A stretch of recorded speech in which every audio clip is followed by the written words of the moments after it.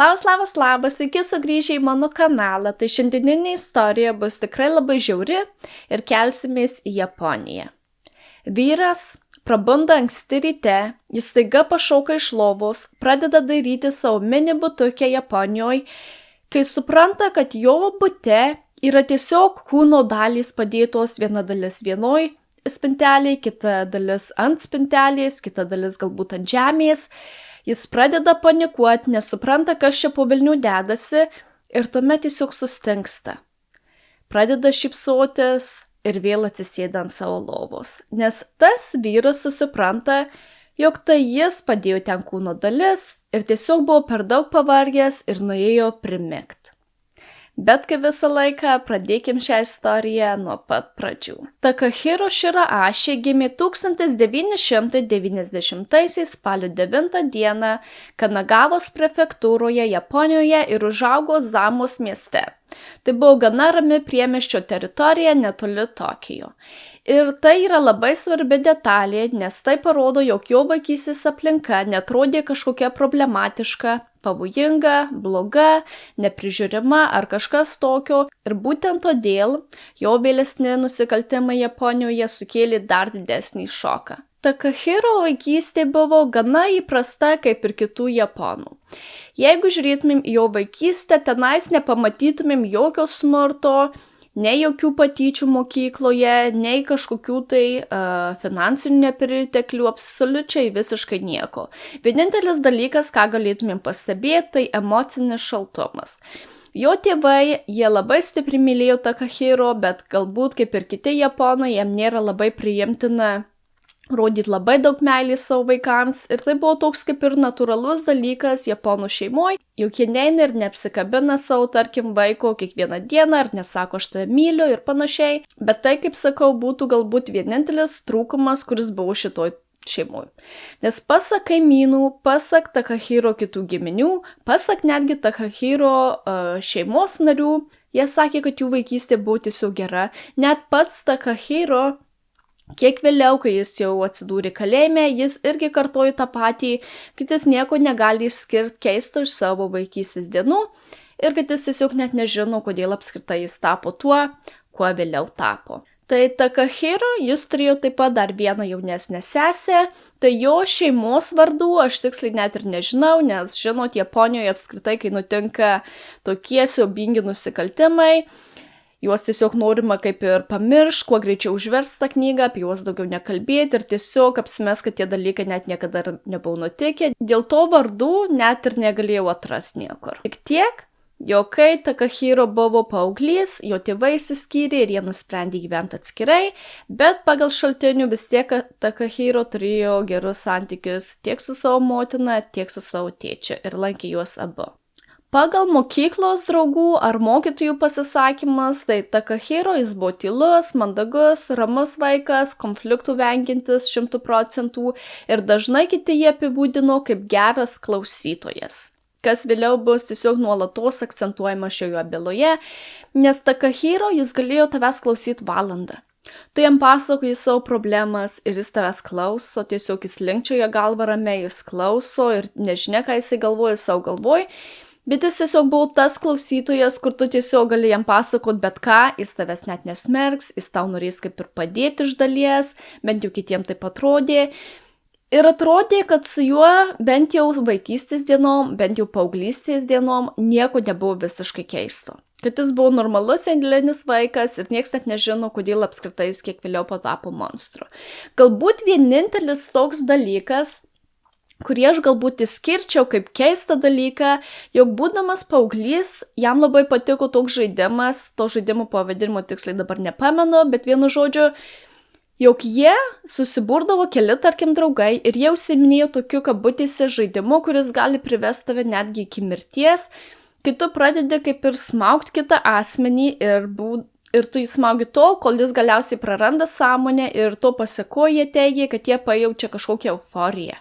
Kas buvo tiesiog žiauriai keista apie tai net skaityti, bet Takahiro teigia, kad jam tai labai patiko ir patiko tas jausmas, kad jisai jau ar arti mirties yra, ar kame esmė. Ir tai yra svarbi detalė, nes kiek vėliau jūs suprasit kodėl. Kiti taip pat jie apibūdino, jog Takahiro, jis nebuvo nei lyderis, bet taip pat ir nebuvo niekada atstumtasis. Taip, jis nebuvo tas asmuo, kuris turėjo begalybę draugų ar būtų populiarus vaikystėje, bet jis turėjo kelerius draugus ir atrodė, kad jam to kaip ir užtenka. Tai jis lankė vietinę mokyklą Zamoj, akademiškai nebuvo išskirtinis, bent jau pasak mokytojų, jis buvo kaip ir vidutinis vaikas, jeigu žiūrėtumėm pagal jo pažymius. Mokytojai teigė, jis nebuvo talentingas, bet taip pat nebuvo problematiškas ir kai apskritai mokytojų buvo paklausta apie jį, jie net tiksliai negalėjo kaip ir jo 100% atsiminti. Jie irgi teigė, kaip ir vieno iš savo bylų kitoj sakiau, jog šis Takahiro jis buvo toks kaip pilkas. Kiti įsireiškė. Jis buvo toks nelabai pastebimas, nelabai matomas ir tiesiog taip, jis egzistavo, bet kiti negalėjo jo tiksliai netgi ir atsiminti. Ir savo paauglystės laikotarpiu jis nerodė jokių antisocialių požymių, bent jau pasak jo šeimos, ar jis niekada nežalojo gyvūnų, netgi jo motina teigė, kad jis antiek mylėjo gyvūnus, kad jis net niekada negalėjo nuskriaust vabalo. Kad jis, jeigu pamatydavo vabalą, jis stengdavosi paimti tą vabalą atsargiai ir tiesiog paleisti jį į laisvę, ar pastumt galbūt toliau nuo šaligatvio, kad žmonės jo nesutraiškytų, nes jis antiek mylėjo gyvūnus. Taip pat jis niekada nebuvo įsivėlęs į jokius smurto protrukius mokykloje, ar už mokyklos ribų ir taip pat niekada neturėjo kontakto su policija savo paauglystės dienom.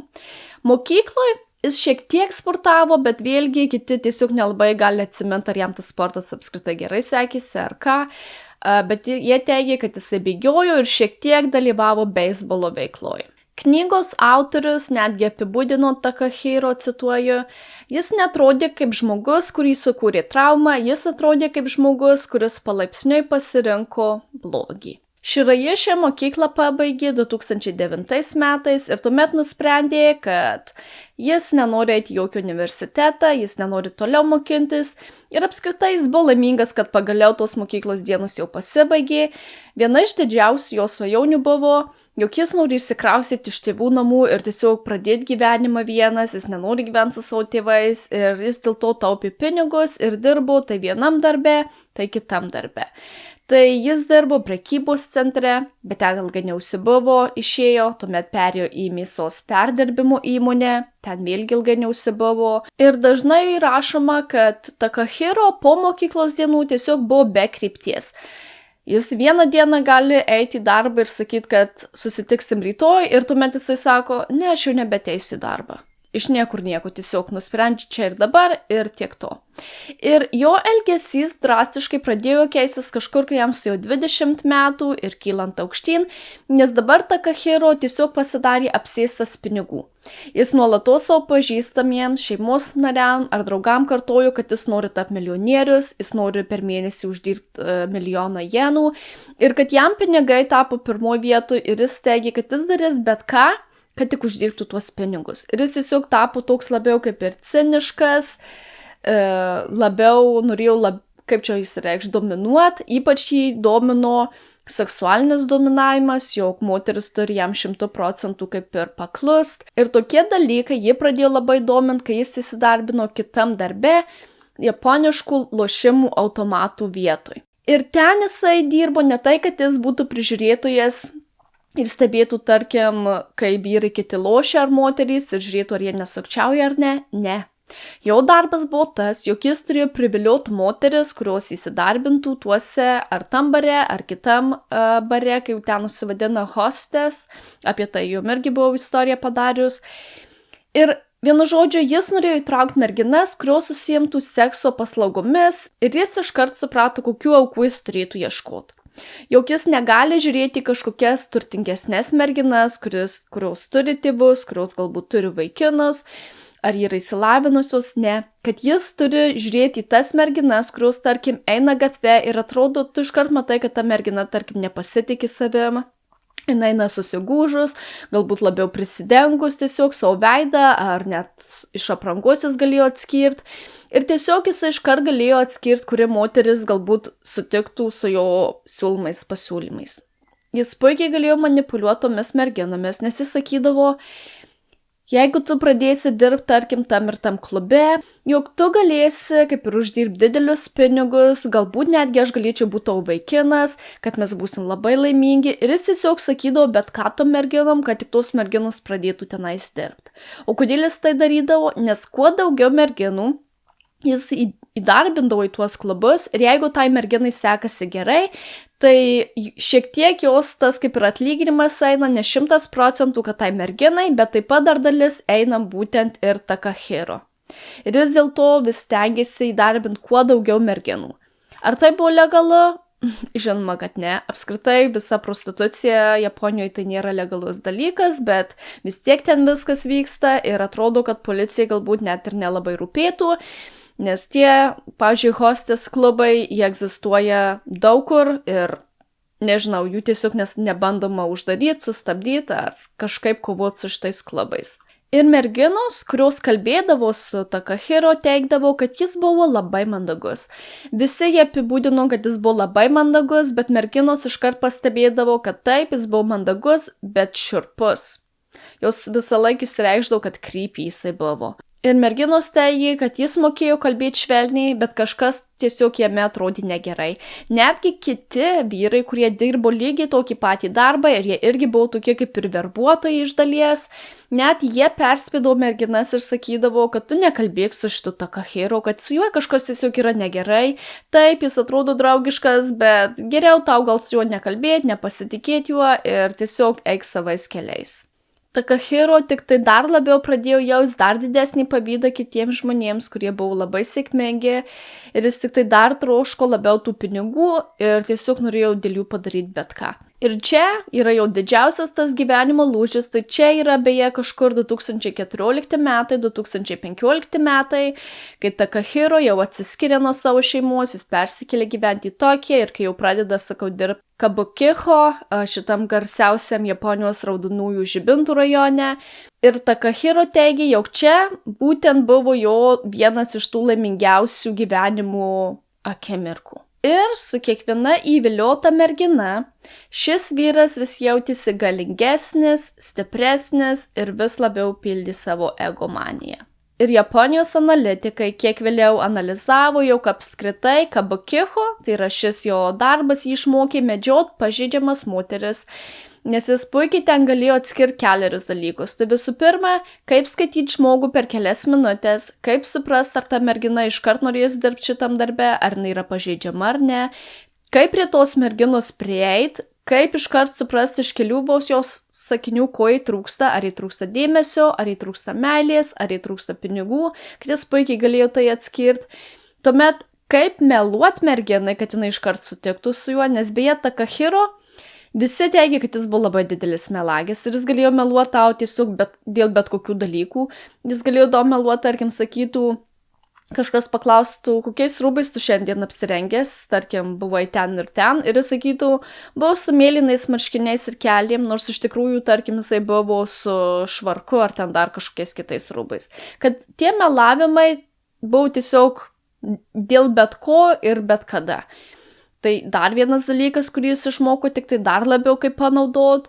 Ir tuomet, kaip naudoti švelnumą, kad pasiektum to, ko tu nori. Viena iš Takahiro Shiraishi merginų netgi teigia, cituoju, jis niekada manęs nemušė, jis buvo švelnus, bet emocijų beveik niekada neturėjo. Ir tuomet ateina 2017 metai ir šis vyras yra suimamas, nes pagaliau policija kažkokiu būdu susiprato, kad Shiraishi jis užsiima šitą nelegalę veiklą, vilioja tas moteris į prostituciją. Ir galiausiai jis būna suimamas, jam pareikšti kaltinimai dėl žmonių verbavimo ir tuomet jisai gauna 14 mėnesių kalėjimo. Bet vėlgi su kalėjimo laikotarpiu buvo taip, kad šis laikotarpis buvo jam atidėtas ir oficialiai Takahiro jis niekada nepraleido nei vienos dienos kalėjime. Nes kiek vėliau ta bausmė jam buvo sušvelninta ir jis tiesiog buvo paleistas lygtinai. Tai reiškia, kad taip, jis turi probaciją, kad jis, tarkim, turi nuolatos susitikti su tuo probacijos pareigūnu, jis turi laikytis tam tikrų, tarkim, taisyklių, namie būti tam tikro laikotarpiu, bet jis visada buvo laisvėj. Nes tuo laikotarpiu tie, kas nusprendė, kad jisai turi būti laisvėje, o ne kalėjime, jie galvojo, kad jis tiesiog buvo labai paprastas, ramus žmogus, labai mandagus.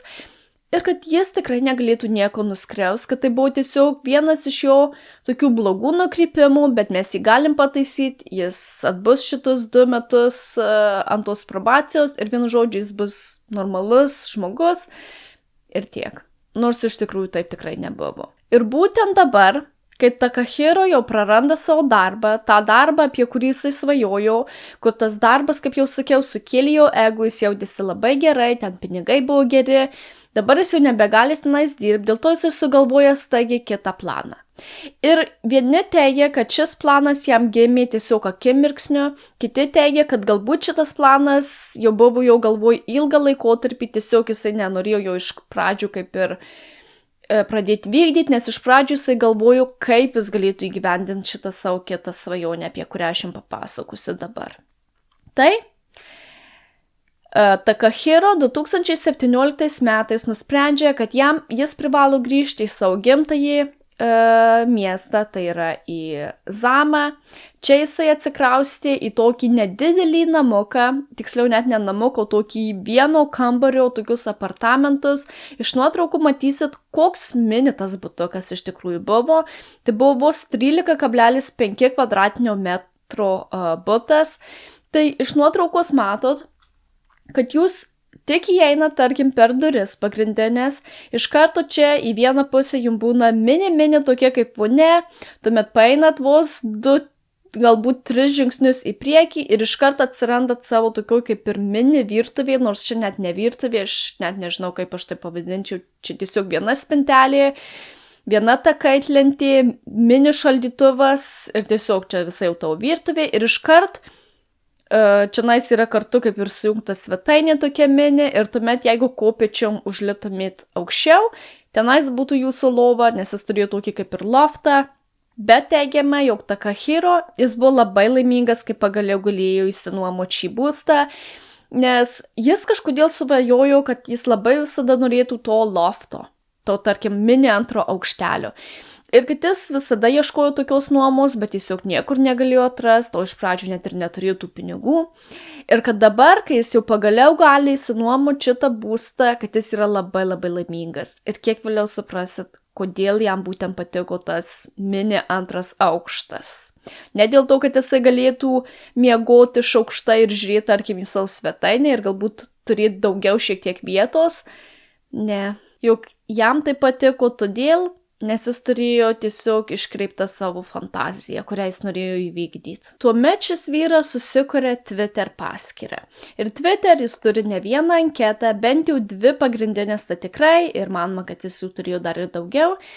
Ir Twitter paskyrų pavadinimai buvo irgi labai šokiruojantis. Tai tarkim, jeigu išversčiau iš jų būtent kalbos į lietuvių kalbą, tai viena iš jo paskyrų būtų Aš noriu mirti, pavadinimu kažkas tokio, o kita paskyra būtų pakarimo profesionalas, kažkas tokio. Ir tuomet jis pradėjo ieškoti žmonių, kurie rašė apie vienatvę, nesupratimą, jog jiem atsibodo jau būti šitam pasaulyje.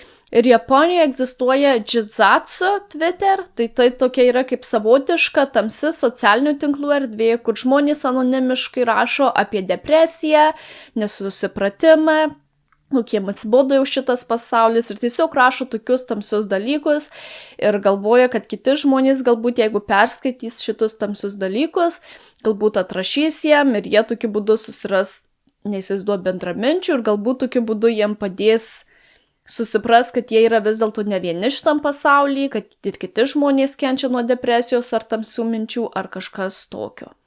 Ir Takahiro jis skaitydavo šitus puslapius ir kiek vėliau pakomentuodavo po tais parašymais tų žmonių, ne todėl, kad jam rūpėjo tie žmonės, ne todėl, kad jisai norėtų jiem padėti, kad jis yra tas tobulas išklausytojas, kaip jau jums sakiau, ne dėl to, jog viskas buvo dėl pinigų ir dėl seksualinės naudos savo.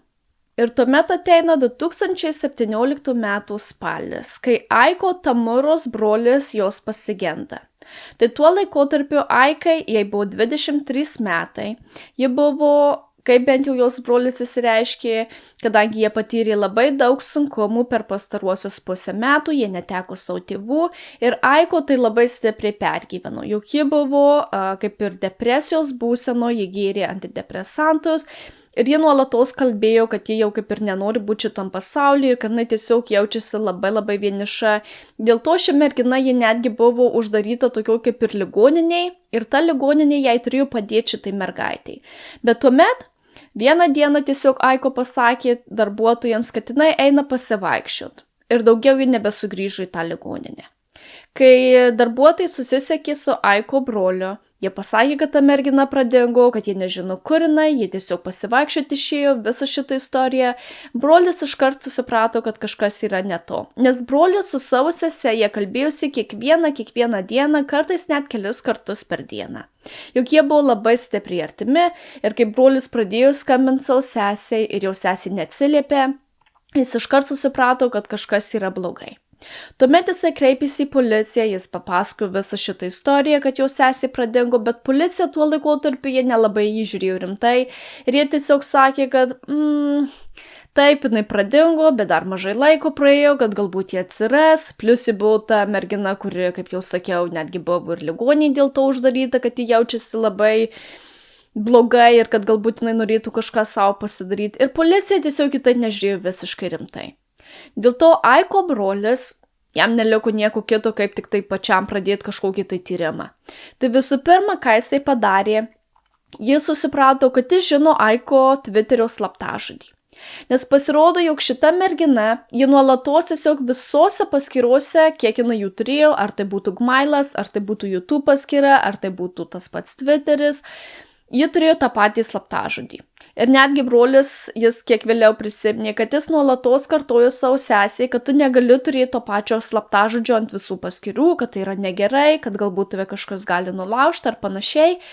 Bet dabar, kai jau sesiai pradingo, jis susiprato, kad jis žino tą slaptažodį ir kad tai yra gerai, kad jo sesiai laikė lygiai tokius pačius slaptažodžius ant visų savo paskyrų. Nes tai reiškia, jog brolis jis gali prisijungti ir pradėti tikrinti, kokie galbūt buvo jos paskutiniai susirašinėjimai su kažkuo, jeigu apskritai jie egzistavo, ir kad galbūt jos socialiniai tinklai padės jam atrasti savo seserį.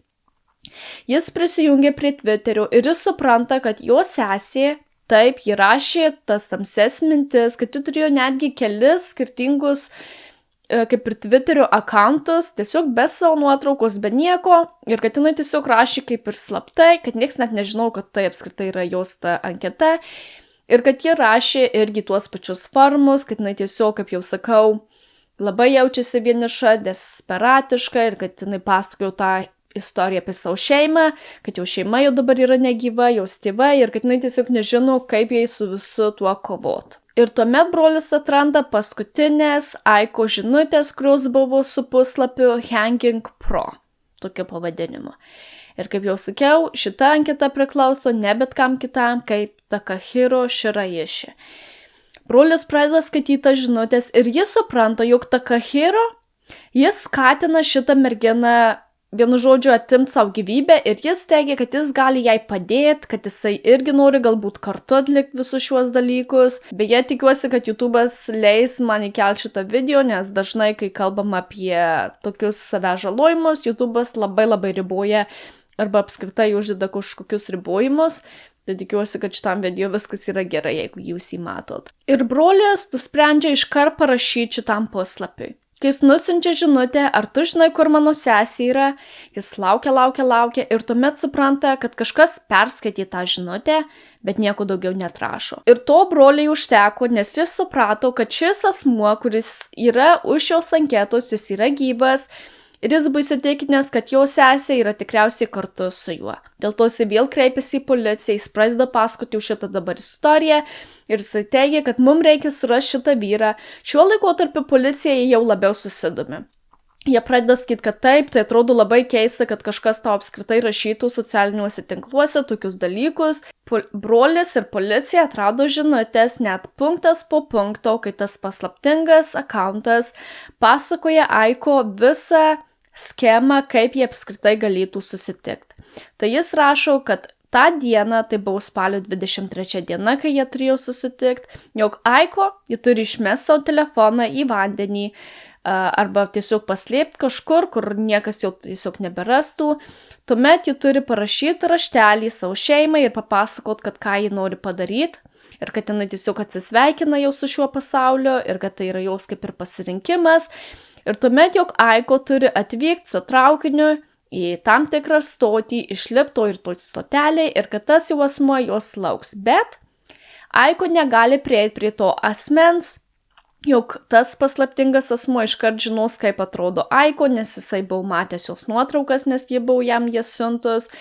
Ir kad jis tiesiog parodys jai tam tikrą susitartą kažkokį tai ženklą ir kai jau ta mergina jį pastebės, ji eis jam iš paskos, bet ji neis prie pat to žmogaus. Juk tai buvo net visas toks didelis planas sukurtas.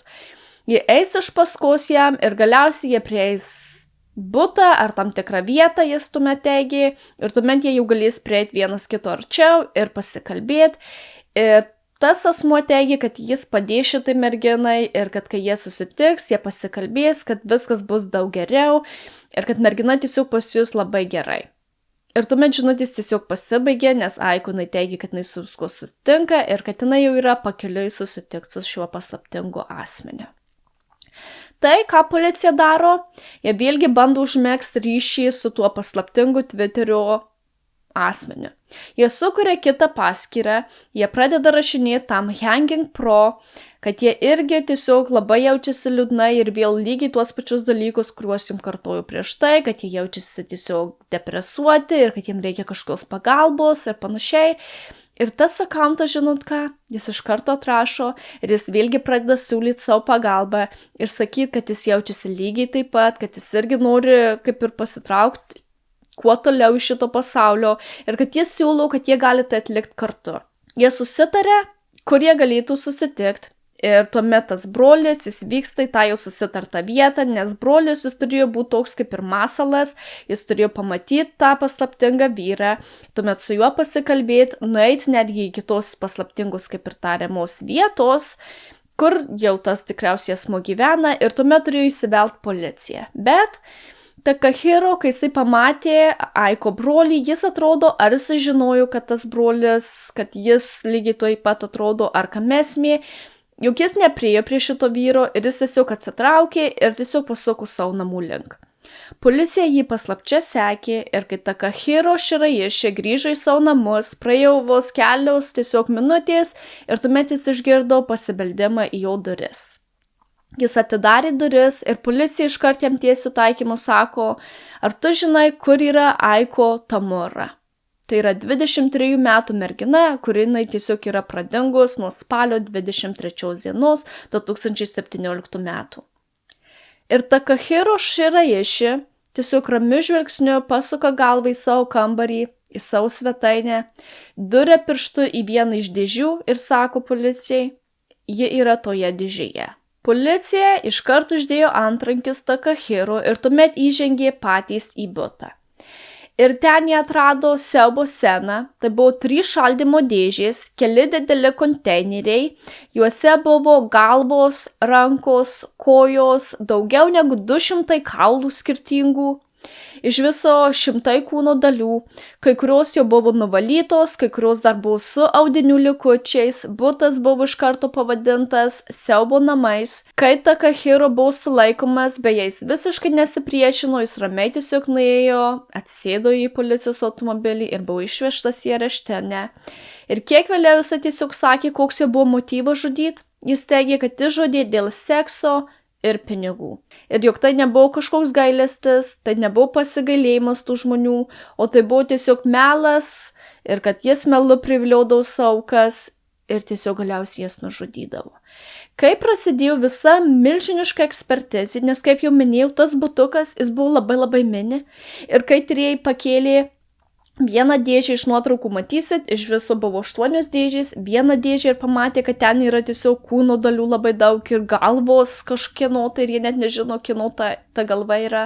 Atidaro kitą dėžę, kurios buvo net ir matysit iš nuotraukų, kurio vietoj pastatytos. Juk jie tiesiog buvo šokiruoti, nes jie net nesuprato po velnių, kad apskritai čia dabar gyvena kažkoks serinis žudikas šitą mini butukę ir kad jis nužudė ne tik Aiko Tomorą, tą 23 metų merginą, bet taip pat ir dar kitus 8 asmenis. Tai po jo arešto prasidėjo vienas didžiausių kriminalinių tyrimų šiuolaikiniai Japonijoje ir tyrėjai bandė atkurti visą žmogžudysčių eigą, jie norėjo išsiaiškinti, kas buvo pirma jo auka, kas apskritai yra tos aukos ir kaip apskritai jis galėjo jas nužudyti, kiek ilgai jos yra jo bute, kur yra kitos kūno dalys, nes beje dauguma buvo rasta tik tai, kaip jau sakau, 9 galvos, 240 kūno dalių, bet tai nebuvo visos kūno dalys, juk dauguma dalių tiesiog buvo dingusios iš to buto ir tyrėjai norėjo išsiaiškinti, kur tos likusios kūno dalys taip pat yra. Tyrėjai išsiaiškino, jog vos per 2 mėnesius, tai yra, jog pirma Takahiro Shiraishi auka buvo 2017 metų rugpjūčio mėnesį, o paskutinė auka buvo tų pačių metų spalio mėnesį. Jog vos per daugiau negu 2 mėnesius Takahiro užmušė 9 asmenis. Ir niekas tiesiog net nepastebėjo. Beje, viena dėžė, ji buvo kaip ir tuščia ir tyrėjai iškart pagalvojo, kad Takahiro, jis jau ruošėsi ten įdėti dar kitą, tai yra 10 auką, 10 aukos galvą. Tai tarp aukų buvo 8 moterys ir 1 vyras ir tų aukų amžius buvo nuo 15 iki 26 metų. Tai visos aukos, jos buvo labai jaunos. Tos 15 metų, pavyzdžiui, auka, tai jie apskritai ėjo dar tik tai į mokyklą ir apie ją mes taip pat pakalbėsim. Ir kai tyrėjai pradėjo klausinėti Takahiro, kas šios aukos, kokie jų vardai, kada tu jas užmušei, Takahiro jis galėjo atsakyti tau puikiai, kada jisai užmušė, kaip maždaug auka atrodė, bet jis negalėjo nieko pasakyti apie jas. Jis net neatsiminė jų vardų. Nes tai tik įrodo, kad kaip jam net nerūpėjo ta auka, kad jis net negalėjo prisiminti jos vardo ar jos pavardės. Nepaisant to, kad kai buvo patikrinta jo Twitterio paskyra ir kiek vėliau atrasta dar ir kita Twitter paskyra, juk akivaizdu, kad tos merginos sakydavo savo vardus, pasakojo apie savo gyvenimą jam, pasakojo, kodėl jos apskritai jaučiasi vienišos, kad kodėl jos turi tų sunkumų, kad kai kurios aukos jos buvo netekusios ar tai savo tėvų, ar tai savo draugų, ar dar kažkokių tai didelių netekimų turėjo.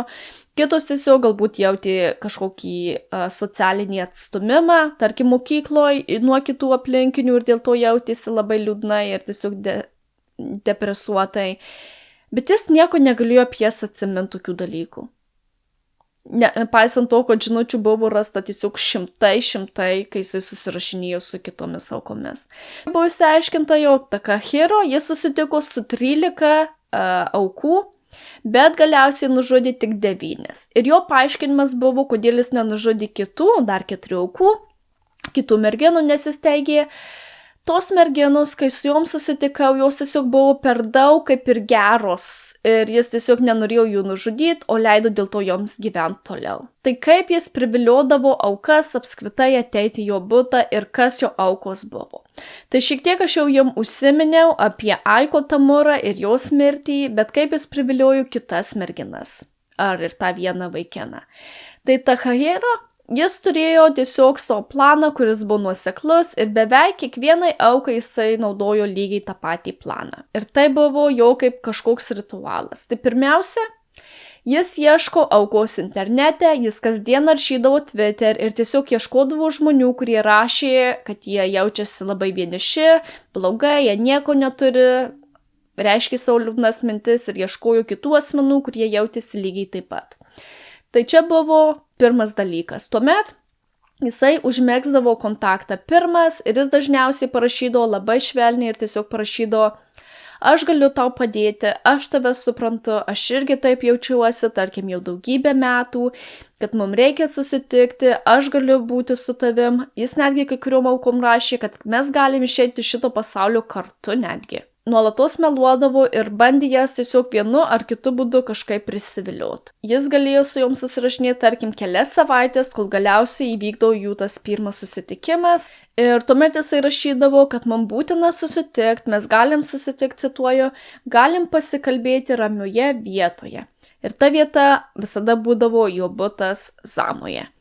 Ir tos merginos, kurios jam atrašydavo, jom netrodė tai kažkas keisto, jos jo nebijojo, nes jis visada atrodė labai geras, ramus, paslaugus, kaip jau sakiau, ir jas tiesiog labai puikiai suprantantis. Tai tuomet jos visą laiką atvykdavo traukiniu, nes kadangi Takahiro jis gyveno šalia traukinių stoties, dėl to jis visada ir siūlydavo būtent šį metodą, kad merginos gali atvažiuoti pas jį traukiniu. Tuomet, kai jie susitikdavo, jis elgdavosi labai ramiai, jis kalbėdavo, siūlydavo atsisėst, taip pat kartais pasiūlydavo išgert ir tuomet iš niekur nieko, kai mergina jau jaučiasi, atrodo saugiai, Takahiro jis tiesiog užpuldavo merginą ir pradėdavo ją prievartauti arba ją tiesiog liest visur jos lytinius organus ir ta mergina, žinoma, nenorėjo visų šitų dalykų. Bet antiek būdavo šokiruota, kad tiesiog net nesuprato, kas čia po velnių dedasi. Ir tuomet jis tiesiog pradėdavo smaugti savo aukas. Tai dažniausiai jis jas smaugdavo arba su savo rankom, arba su virvėm, bet daugiausiai jisai naudodavo virvės, nes kiek vėliau jisai teigė, kad jeigu kūnai, kad kaip ir būtų buvę atrasti, jis galvojo, kad jeigu bus tyrimas ir panašiai, kad bus įsiaiškinta, kad auka galbūt pati savo tai pasidarė, o ne kad kažkas kitas ją pasmaugė, bet tuomet aš galvoju, jis kūną sukapojo į mini dalis, tai kaip jis tai galėtų paaiškinti, kad akivaizdžiai gali žinot, kad tai nėra savižudybė, bet jis kažkodėl taip mąstė. Kūną perkeldavo į vonę ir ten prasidėdavo tiesiog siaubingi dalykai. Tai pasak Takahiro, kai jo pirma auka, tai jos vardas buvo Mizuki Miura, tuo laikotarpiu jai buvo 21 metai. Jis iš tikrųjų su ja susirašinėjo ilgą laikotarpį, jis su ja iš tikrųjų bendravo ilgiausiai iš visų savo aukų ir iš tikrųjų jis kaip ir kiek vėliau teigė, kad jis kaip ir gailisi, kad jis nužudė ją taip anksti. Nes būtent Mizuki, ji davė Takahiro pinigų, jog jis galėtų išsinuomoti šitą būstą, kuriam jisai gyveno tam mini butuke. Nes teigiama, jog Takahiro su ja susipažino per socialinius tinklus, jau užmezgė ryšį ir Takahiro jis tiesiog nuolatos pasakojo jai apie savo tas svajonės, kaip jisai nori dabar gyventi šitam bute, bet jis neturi pinigų ir panašiai. Ir ši mergina netgi pasisiūlė, kad negali jam duotų pinigų. Jie buvo taip pat ne vieną kartą susitikę prieš tai, jie ėjo į kavinės, jie atrodė lyg kad kaip ir užmezgė tuos šiltus ryšius, lyg kad atrodo, kad jie galbūt pora galėtų būti ar kažkas tokio. Ir tuomet, kai paskutinį kartą Mizuki užsuka į jo būstą, jis tiesiog ją nužudo. Ir kiek vėliau jisai teiks, kad jis ją nužudė dėl to, nes jis aiškino, jog šita mergina susirašinėjo su kitais vyrais ir kad jau kaip ir nuo jo tolsta ir galbūt jau nenori jam duoti tiek pinigų, kiek prieš tai jie jam jų duodavo ir dėl to jisai tiesiog nusprendė ją užmušti, nes jis jau nebežinojo, ką jis toliau galėtų su ją daryti. Ir būtent jos kūną jisai kaip ir pakorė, tiesiog ne ta žodžio prasme, savo tam nedideliam butuke nuo to lofto, kaip jau sakiau, nuo to antro mini aukštelio, užsilipęs ant tų kopėčių, aš net neįsivaizduoju, kaip jis ten tai padarė, bet kažkokiu būdu jis tai padarė. Ir kai jisai teigė, kai jis jau pasiėmė tuos visus įrankius, su kuriais jis norėtų supjaustyti jo kūną, jis teigė, kad jis netgi ir apsivėmė ir kad jam buvo labai bloga po to ir kad jis tai buvo vienintelė auka, dėl kurios jisai, kaip jau sakau, jautėsi nors šiek tiek blogai, bet jis jautėsi blogai ne dėl to, kad jis ją užmušė, o dėl to, kad jis jau dabar nebeturi pinigų kaip ir krepšio ir kad jinai jau dabar negalės ją mokėti pinigų. Nes jis buvo su ja tik tai dėl tų pinigų, kaip jau minėjau. Ir tas kūno supjaustimas, kad jis ją pjausti kelias netgi dienas, nes jis net nežinojo, kaip reikia visus šitus dalykus daryti ir panašiai. Bet kai jau atėjo antros aukos laikas, ir trečios aukos, ir ketvirtos aukos, kad jis teigė, jis jau galėjo tai atlikti per tarkim vieną dieną, o kiek vėliau jau netgi ir per kelias valandas. Nes jis teigė, kad jis jau tiksliai žinojo, kaip jam reikia daryti ir nuo ko viską reikia pradėti. Ir kad kitos aukos jo jau nei kiek nepykino ir kad daugiau visai nesijautė, kad blogai, kad vemtų ar kažkas tokio. Tuomet kūno dalis supjaustytas jis dėdavo į šaldymo dėžes, į plastikinius konteinerius, tuomet jisai kaip kvapą maskuodavo, tai jis tose dėžėse pripildavo daug kačių kraiko ir jis teigė, kad tai jam padeda. Nors iš tikrųjų kvapas buvo jo bute labai stiprus, Bet jeigu tikriausiai to kraiko nebūtų, galbūt kvapas būtų buvęs tik tai dar stipresnis, net neįsivaizduoju. Ir tuomet jis, žinoma, pasisavindavo savo aukų daiktus, tai tarkim papuošalus, drabužius, jis pasilikdavo juos savo, telefonus. Nors su telefonais, kaip jau sakiau, kai kurioms aukoms jis teigdavo, kad ta mergina, tarkim, turi išmestą telefoną, o kai kurios aukos jos atvykdavo su savo telefonais, nes jos nieko net neįtardavo, kad kažkas blogo jom bus padaryta.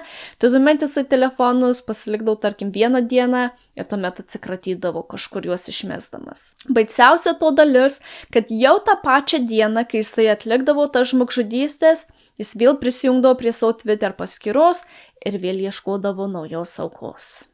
Ir knygos autorius, tai yra Kazumitsu Ono, kuris parašė knygą apie Takahiro, jis teigė, tai nebuvo nekontroliuojamas smurtas, tai buvo darbas. Ir būtent tai labai gąsdino tyrėjus, nes jo nusikaltimai netrodė impulsyvūs, jie atrodė suplanuoti, pakartojami ir ypač šalti. Tai pirmoji auka, jos vardas buvo Mizuki Miura, 21 metų, ji dingo 17 metais, rugpjūčio 23 dieną, ir kiti ją apibūdina, kad ji buvo iš Kanagavos regiono, draugai ją apibūdina kaip jautrę, uždarą, kad jie jau kuris laikas kovojo su emocinėmis problemomis ir būtent tokiu būdu ir užsimezgė tiek Takahiro, tiek Mizuki santykiai Twitter'y, bet kad kuris laikas jie buvo kaip ir draugai artimi ir kaip jau sakau, šita mergina ir pinigų davė jam. Ir jie buvo susitikę ne vienas kartas, ir jie susirašinėjo 4 savaitės kartu. Ir Takahiro jis nuolatos kartojo, kad jis gali padėti šitai merginai, kad jis yra tiesiog labai užjaučiantis ir jis labai gerai mokėjo išklausyti šitą merginą. Bet kiek vėliau, kai jie susitiko vieną iš tų paskutinių kartų, Takahiro tiesiog ją šaltakraujiškai nužudė, kai sužinojo, kad šita mergina susirašinėjo su kitais ir kad jau kuo labiau, tuo toliau tolsta nuo jo. Tuomet kita auka buvo vos 15 metų mergaitė Kureha Ishihara. Tai buvo pati jauniausia auka viso šitoj byloj ir jie mokėjosi dar mokykloj. Ir kiek vėliau Japonijos žiniasklaida apskritai buvo pasibaisėję, kaip apskritai jis galėjo prisivilioti tokią jauną merginą ir kaip niekas tiesiog nepastebėjo, kad šita mergina tiesiog irgi naršo tam pačiam Twitter'y ir susirašinėja su kažkokiu keistu vyru, su ta keista anketa. Ir tiesiog jie buvo pasibaisėję, kaip lengvai jisai galėjo privilioti tokią jauną merginą ir atimti kiek vėliau jos gyvybę. Trečioji auka, tai buvo 19 metų Hinako Sarashina.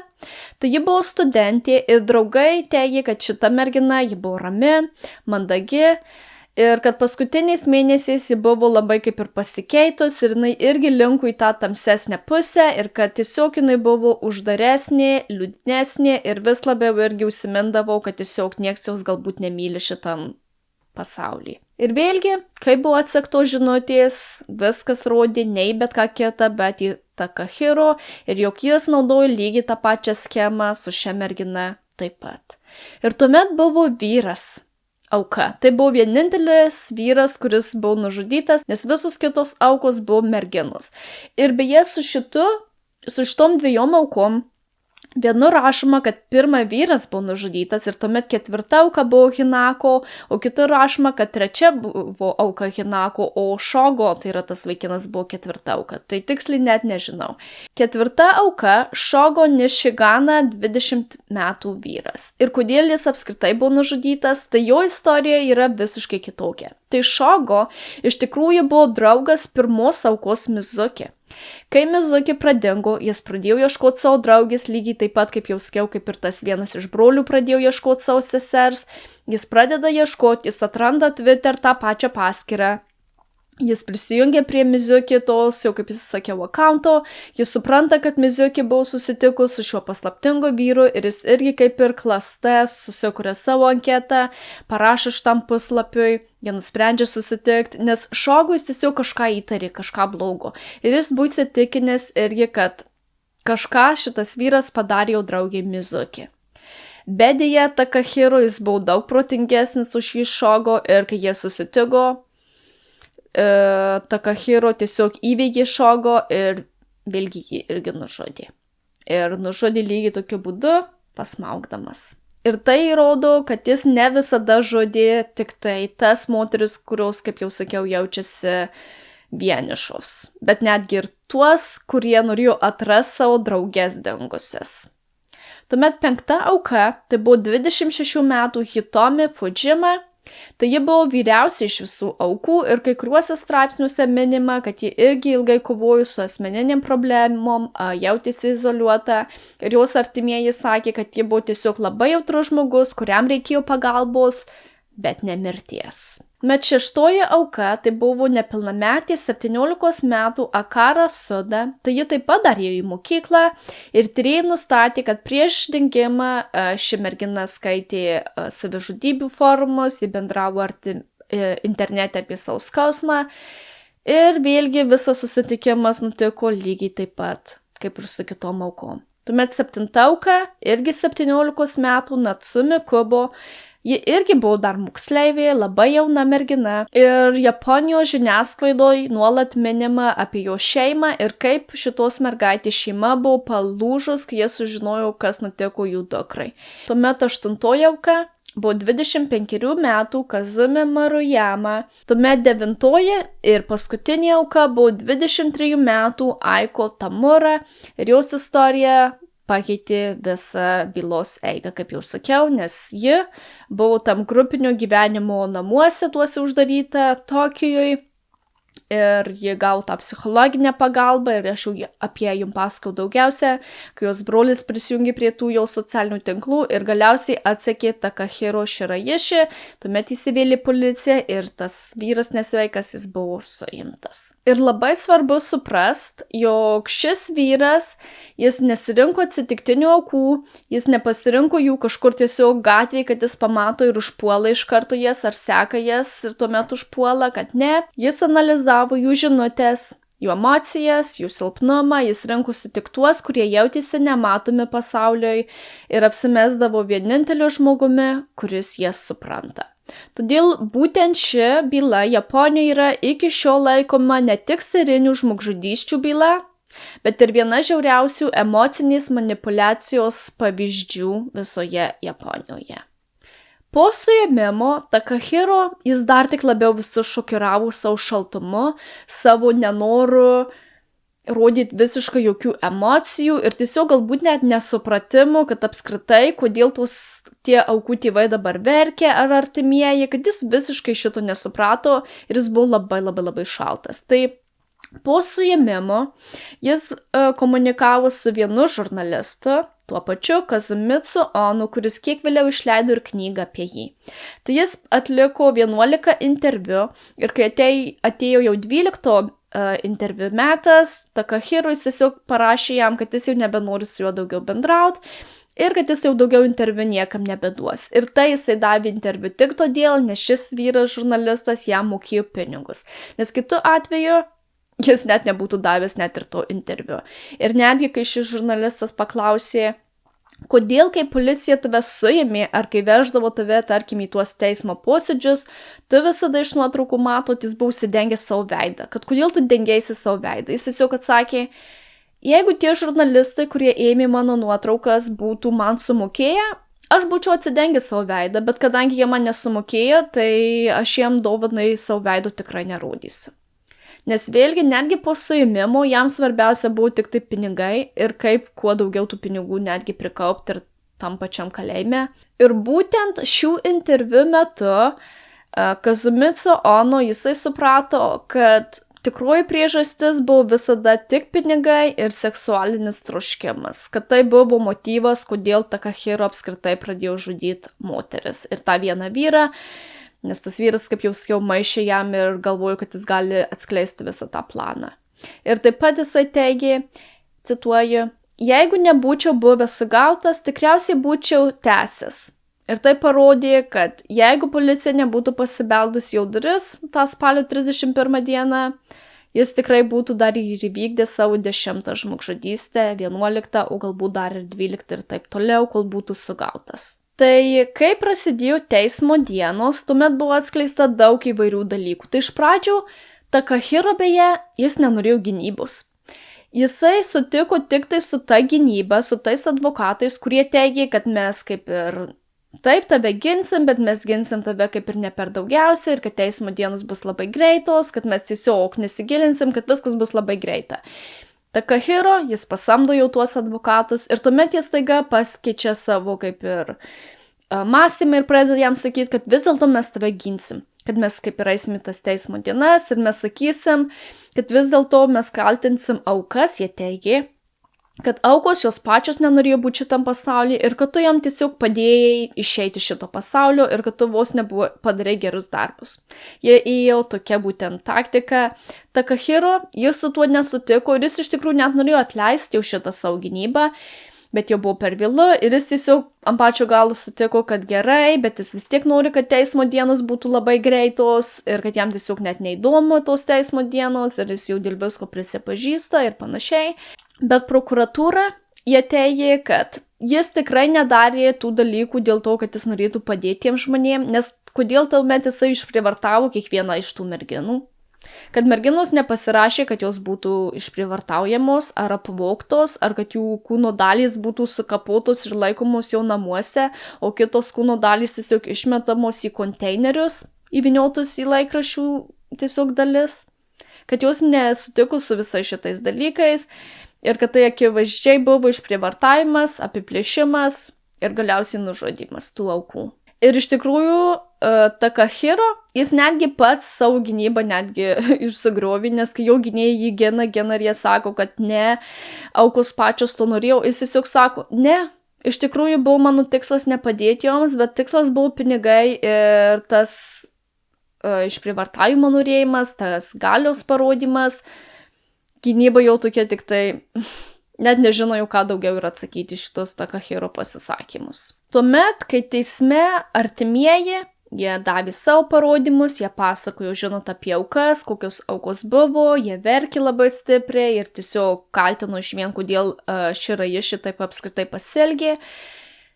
Koks Shiraishi buvo poelgis, jis tiesiog nuolatos žiovaudavo, nuolatos pakeldavo savo rankas, tarkim, į viršų, tiesiog bandė kaip ir pasitreniruoti ar kažkas tokio, net neįsivaizduoju, jis pastoviai būdavo nuleidęs akis, jis pastoviai rodė, kad jam labai nuobodu, jis visiškai nereagavo į artimuosius, jis nerodė visiškai jokio gailesčio ir tiesiog nuolatos kartojo savo gynybai, kad ar tuoj viskas pasibaigs, ar tuoj jis jau galės eiti į savo kamerą, kad jis jau pavargo čionais ir tiesiog jis nerodė visiškai jokio susidomėjimo ar gailesčio ir niekada net ir neatsiprašė nei artimųjų, nei teismo metu, nei niekada.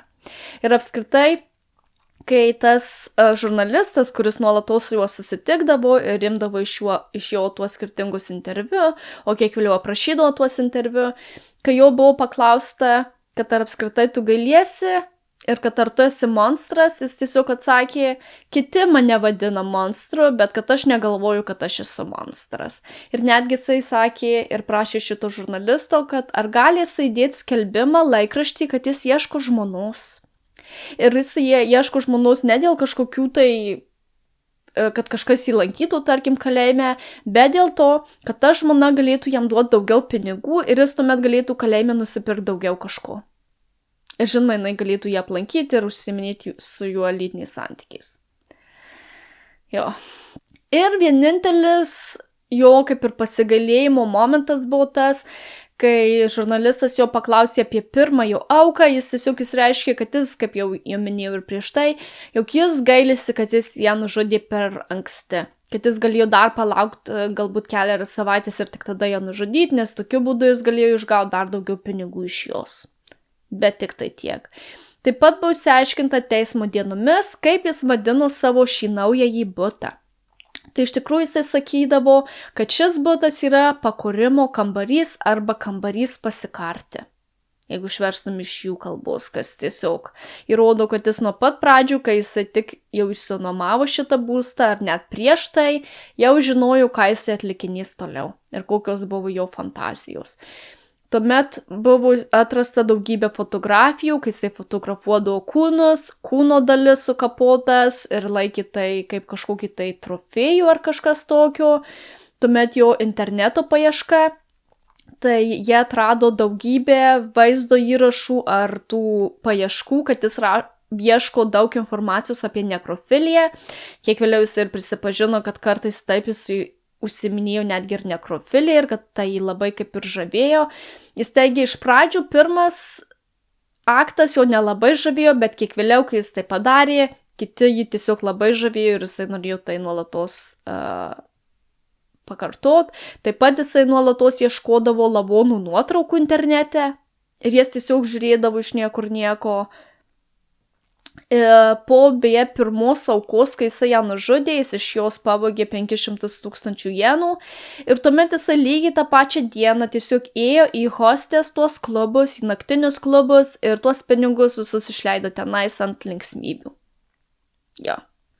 Tai irgi parodo, kad jis visiškai net nesigailėjo ir tiesiog buvo apsėstas pinigų ir vis kartojo, kad nori jų daugiau ir daugiau. Kartais jis savo artimiesiems meluodavo tokius dalykus, net kad tarkim jisai dirba vyrų už pinigų ar kažkas tokio ir tokiu būdu uždirba daug pinigų. Taip pat buvo atrastos žinutės, kad viena tarkim iš aukų, kai jie susirašinėjo, jie rašė, kad jie jau dabar pagerėjo ir kad jie jau nebenori atimti savo gyvybės, kad jie jau mato kaip ir šviesą ir kad jie nori gyventi, bet Takahiru jai tiesiog atrašo vėl liūdnas dalykus ir jis primena jai, kodėl jinai buvo tiesiog liūdna visą laiką ir bando ją įtikinti, kad ne, tau nereikia pasilikti šitam pasauliui, kad tau reikia galiausiai iš jo išeiti. Ir kad jis dažniausiai tam pačiam Twitter'y ieškodavo žodžių tokių arba internete kaip jaučiuosi vieniša, aš pavargau, manęs niekas nemyli, arba nebegaliu daugiau pasilikti šitam pasauliui ir tuomet atrasdavo tas savo pasirinktas aukas. Taip pat jis ne vieną kartą buvo ieškojęs internete, kiek turi nužudyti asmenų, kad tau būtų įvykdyta mirties bausmė Japonijoje. Tai reiškia, kad jisai suprato puikiai, ką jisai daro, bet vis tiek tai tęsė ir toliau. Ir buvo atrasta moteris, kuri išgyveno visą tai. Tai iš tikrųjų buvo jau tokia kaip ir sugulovė galbūt, nes nepasakyčiau, kad tai buvo mergina, jog jis susirado merginą, jos vardas nėra atskleistas, jai buvo 22 metai, ji buvo iš vieno iš tų hostės, tų klubų, jis parsivedė ją į namus ir iš tikrųjų iškart suprato, kad tas kvapas kažkoks labai negeras jo bute yra ir ji patikrino vieną iš tų dėžių ir ji pamatė tą galvą. Ir ne tai, kad jinai tiesiog bėgtų iš to buto ir skambintų policijai, ne. Ji teigia, kad ji buvo labai persigandus, ji galvojo, kad jis ją užmuš, dėl to jinai vykdė visus jo nurodymus, jie permiegojo kartu, ji pažadėjo, kad jinai niekam nesakys, ji išėjo iš to buto ir daugiau tiesiog su juo niekada nesusitiko, bet taip pat ji ir net nepaskambino policijai ir nepasakė, kad jinai ką matė tam bute. Tai policija irgi jos klausinėjo, kad kodėl jinai tiesiog tylėjo, bet jinai sakė, kad jinai buvo tiesiog per daug išsigandus ir galvojo, kad jeigu jinai prasitars, kad galbūt kažką jisai ir jai padarys. Tuomet atėjo teismo dienų pabaiga. Tai buvo 2020 m. gruodžio 15 d., kai Tokijo teismas paskelbė savo nuosprendį – mirties bausmė pakariant. Nes Japonijoje tai yra vienintelė mirties bausmės forma ir teisėjas pavadino jo nusikaltimus itin ciniškais ir precedento neturinčiais.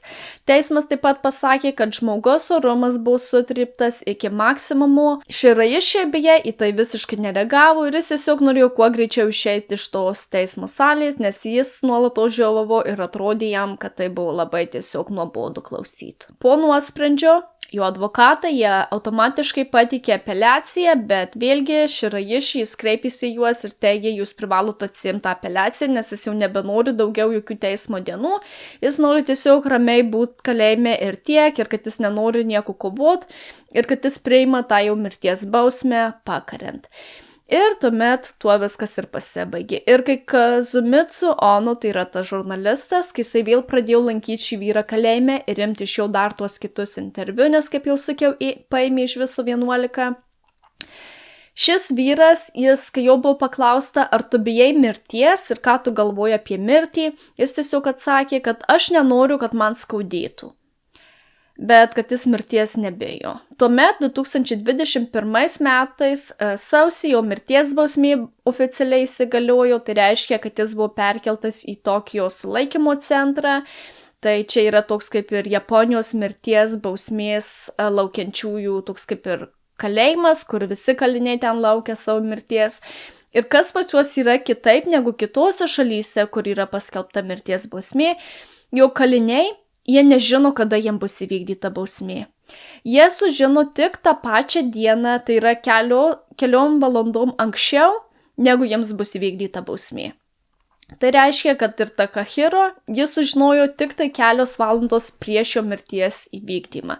Kiti tai smerkia ir sako, kad kalinys tik tai dar labiau kankinasi, nes jis kiekvieną dieną atsibunda ir jisai tiesiog net nežino, ar šiandien ta diena bus, o galbūt bus rytoj, o galbūt bus už savaitės, kad jis nežino. Beje, kalėjime Takahiro jis buvo pavyzdingas, jis niekada nekėlė jokių problemų, jis tiesiog visą laiką būdavo labai mandagus ir apskritai kiti darbuotojai jie netgi teigė, jei nežinotum jo bylos, niekada nepagalvotum, kad tai serijinis žudikas, nes jis buvo labai mandagus, jis daugiausia laiko praleido su knygomis, jie skaitė ir kiek vėliau tas pats žurnalistas savo knygoj rašė, jog blogis nebūtinai reikia, kartais jis kalba labai tyliai.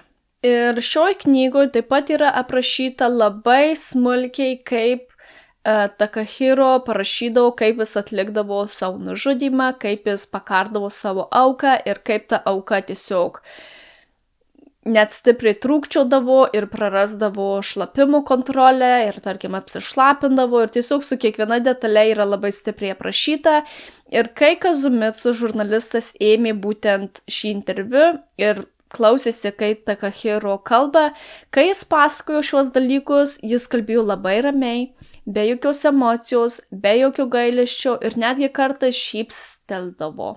Tai tik irgi parodo, kad jisai netgi mėgavosi visais tais dalykais ir jam visiškai net neįdomu. Tuomet, visai neseniai, tai yra 2025 metais, birželio 27 dienos rytą, Takahiro atsibunda ir jis buvo informuotas, kad jo bausmė bus įvykdyta tą pačią dieną. Ir kaip jau minėjau, tai yra įprastas dalykas Japonijoje ir jam buvo įvykdyta mirties bausmė pakariant. Ir po jo pakarimo tik tuomet jo šeima sužinojo, kad jis jau yra nebegyvas ir taip pat visuomenė. Ir tai buvo pirmoji mirties bausmė, kuri buvo įvykdyta nuo 2022 metų. Tuo laikotarpiu jam buvo vos 34 metai, o kai jis buvo suimtas, jam buvo vos 27 metai.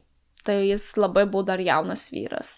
Taip pat po šios bylos Twitter, tai dabar tas X, Japonijoje buvo priverstas keisti savižudybės ir savęžalojimo turinio taisyklės. Policija pradėjo rimčiau stebėti internetinius savižudybių forumus. Psichikos sveikatos specialistai kalbėjo, kad Shiraishi parodė naują pavojų, nebe klasikinį serijinį žudiką, o skaitmeninį plėšrūną, žmogus, kuris medžioja ne gatvėje, o internete. Ir žurnalistas savo knygą užbaigė su itin stipriais žodžiais, jog Takahiro Shiraishi neieškojo žmonių, kurie norėjo mirti, jis ieškojo žmonių, kurie norėjo būti išgirsti ir būtent todėl jis jais pasinaudojo. Tai turbūt tiksliausias visos šios istorijos apibūdinimas, nes jo aukos neieškojo žudiko, jos ieškojo pagalbos, o vietoje jos rado Takahiro. Tai čia yra visa siaubinga istorija iš Japonijos, iš šių dienų, apie šį serijinį žudiką, kuris vos per 2 mėnesius su truputėliu nužudė 9 skirtingus asmenius. Tai reiškia, kad kiekvieną asmenį jis nužudė kažkur per savaitę.